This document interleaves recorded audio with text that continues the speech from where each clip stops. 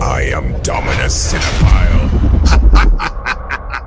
Welcome to my movie and TV series reviews, where I will provide honest opinions of the latest releases.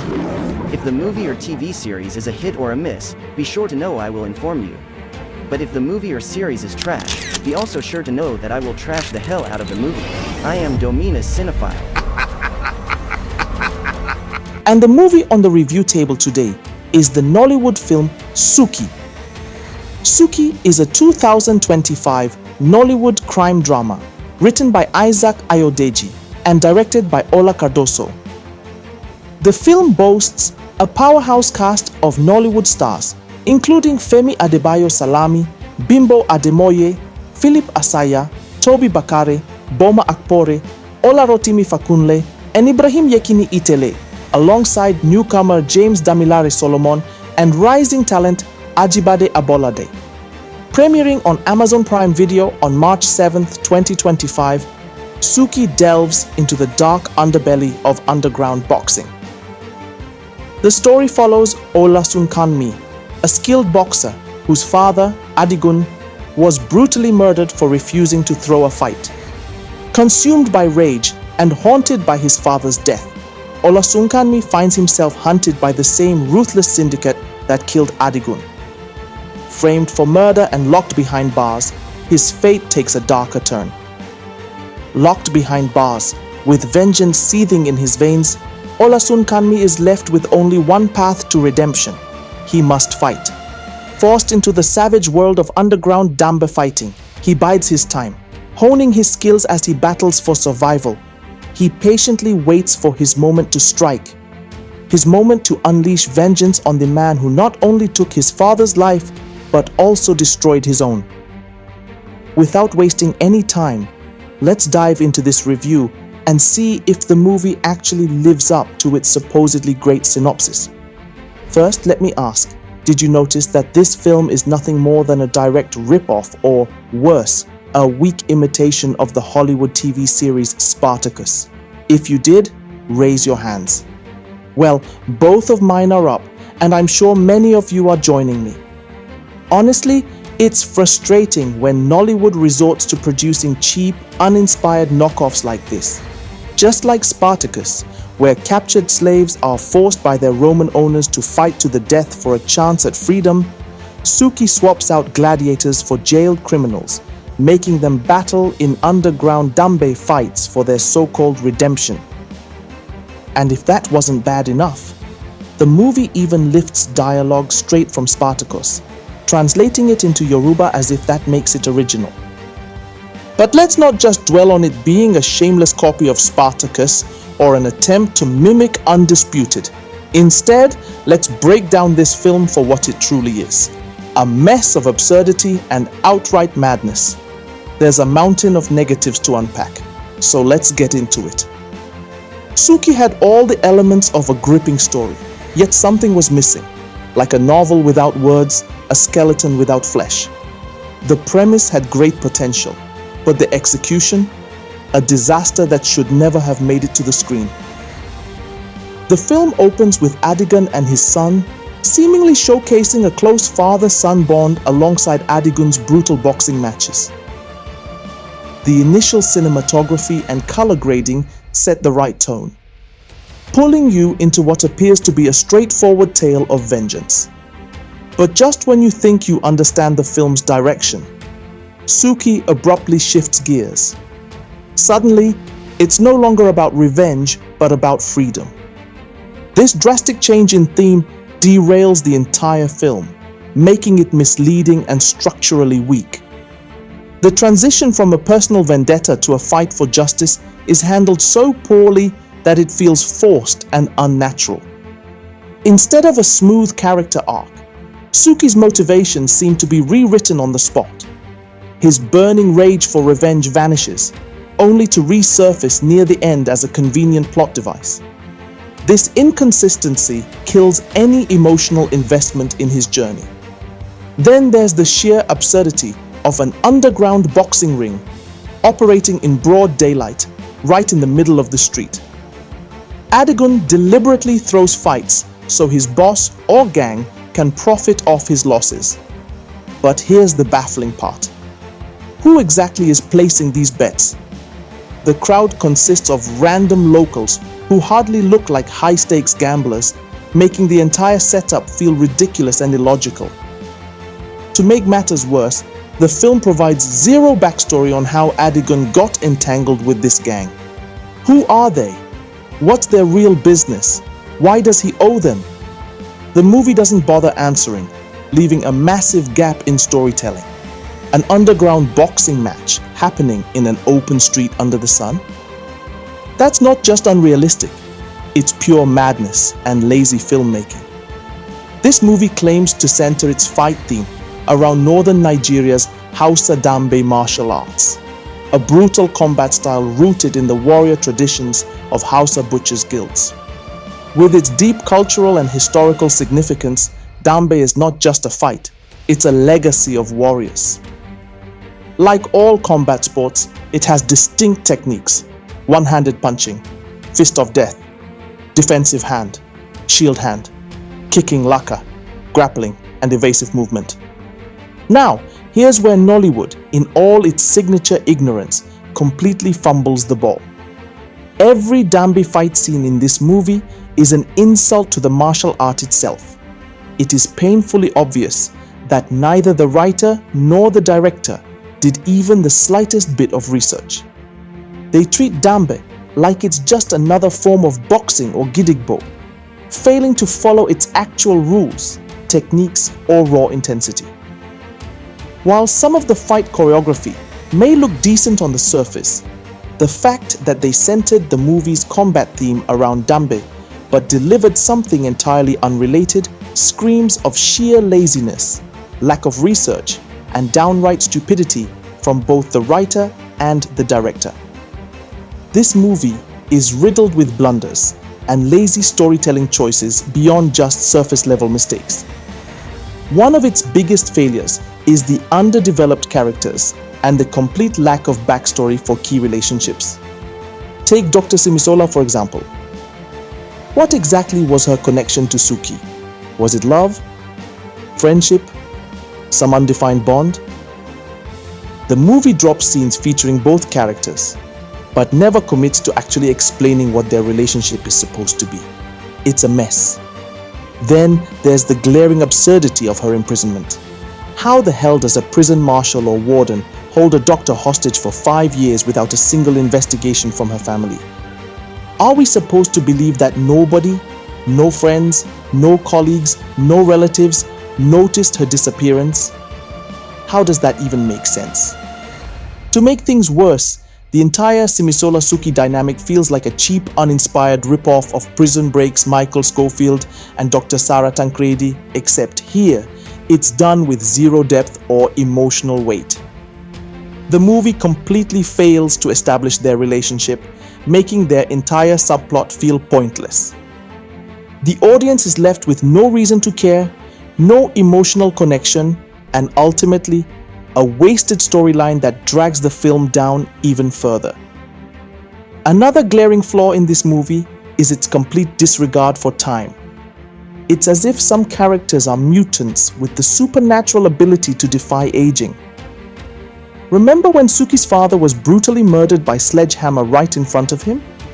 Fast forward 20 years, and Suki has grown into a full-grown man. But sledgehammer? Not a single wrinkle, not a hint of aging, nothing. He looks exactly the same, as if time simply froze for him. No change in appearance, no sign of aging, no difference in physique, absolutely nothing. It's almost as if the director had no concept of time progression or continuity in filmmaking. Either that, or they just didn't care. Another baffling issue in this movie revolves around the prison marshal, or warden. He was explicitly ordered to eliminate Suki, to end his life. But here's where the script completely descends into madness. Instead of carrying out the order, the warden calls the leader of the gang that wants Suki dead and offers to buy Suki off their hands. Seriously, how does that even make sense? This warden, who lacks both financial power and manpower, somehow believes he can negotiate with a ruthless gang, men who could have him and Suki killed with a single command. The sheer absurdity of this plot twist is beyond comprehension. At this point, I need to know, what exactly was going through the writer's mind while crafting this script? And speaking of nonsensical storytelling, can someone please explain the connection between the people who murdered Suki's father and the senator? Why is the senator involved in underground Dambe fights? Who else is part of this operation, and what does the senator gain from associating with the very gang that killed Suki's father? Then there's Sledgehammer. Out of nowhere, he's presented as the ultimate fighter who must face Suki in the final showdown. But wait, wasn't he just some enforcer? There's zero build-up, no previous mention of him being a fighter, no scenes establishing his combat skills. The movie just throws him into the ring like we're supposed to accept it. And while we're at it, who the hell is Ijaya? What's his backstory? How did he even end up in prison? The sheer level of insanity in this film is beyond comprehension. The mind-numbing plot holes, the illogical character decisions, and the complete disregard for continuity make this movie a headache-inducing disaster. The stupidity on display here is not just bad, it's otherworldly. Let's talk about some of the actors' performances, starting with James Damilare Solomon, who plays Suki.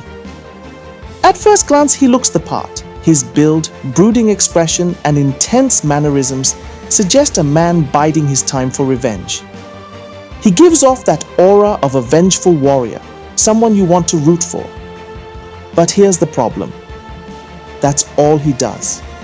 There's no real acting, no depth, no commanding presence that screams lead actor. His strongest moments come when he's silent, brooding, and saying absolutely nothing. The moment he opens his mouth, however, the illusion shatters. His delivery feels forced, almost as if he's struggling with his lines. And considering how few speaking scenes he actually has, the fact that he still manages to underwhelm speaks volumes. His on-screen chemistry with Dr. Simisola? Non-existent. Their interactions lack any emotional weight, making it impossible to care about their relationship. In the end, his performance is forgettable, flat, uninspired, and painfully amateurish. There's nothing grand or captivating about it, nothing that pulls you into his character's journey. Olarotimi Fakunle plays Marshall, the prison warden, making his first appearance when Suki arrives at the prison with other convicted felons. Right from that moment, his character attempts to deliver the classic intimidating speech, one we've seen countless times in Hollywood prison films where the warden asserts his dominance as the undisputed ruler of the prison. But almost immediately, it was clear something was off. Instead of commanding presence, we get exaggerated, forced screaming, a common, frustrating flaw among many Nollywood actors, especially in Yoruba films, where yelling is often mistaken for powerful acting. Rather than embodying an authoritative, menacing figure, his performance devolves into a loud, empty caricature. Then there's his supposed tension with Dr. Simisola. He desires her. She keeps rejecting him. In theory, this dynamic should have created some real conflict, but in execution, it falls flat. The only moment that even slightly registers as intense is when he slaps her, and even that lacks emotional weight. And let's talk about the cat. Clearly, the filmmakers were going for a sinister, Blofeld-style villain, stroking a cat to exude quiet menace.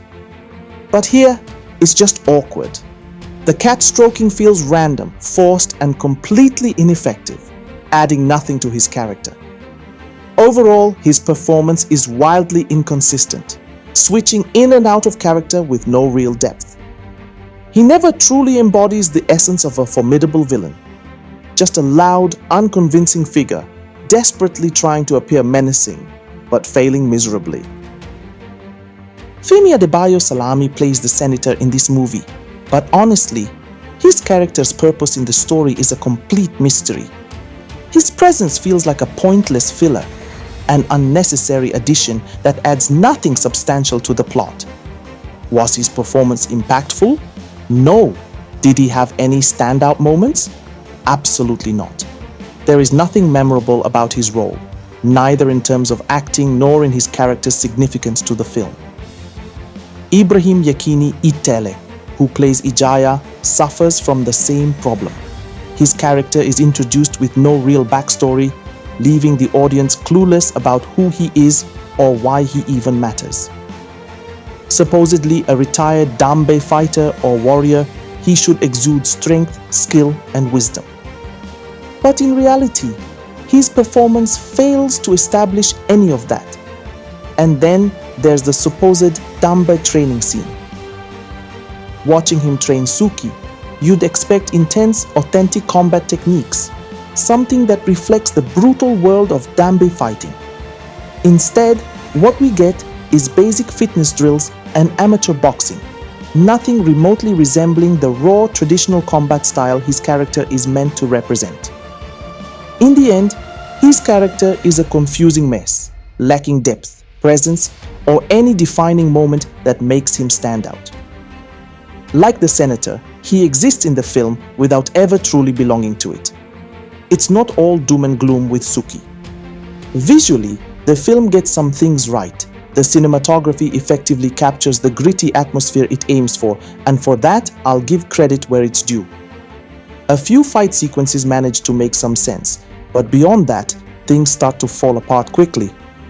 The fight scenes that were supposed to showcase Dambe combat? A complete failure. Instead of delivering raw, authentic Dambe fighting, what we got were poorly choreographed, generic brawls that ignored the very rules of the combat style the movie claimed to represent. In summary, Suki is a film that had the potential to be great, but was ultimately doomed by the writer and director's disastrous execution.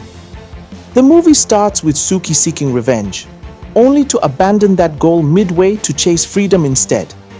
This inconsistency strips the story of any real emotional weight, leaving the audience confused about what Suki's journey is actually supposed to be.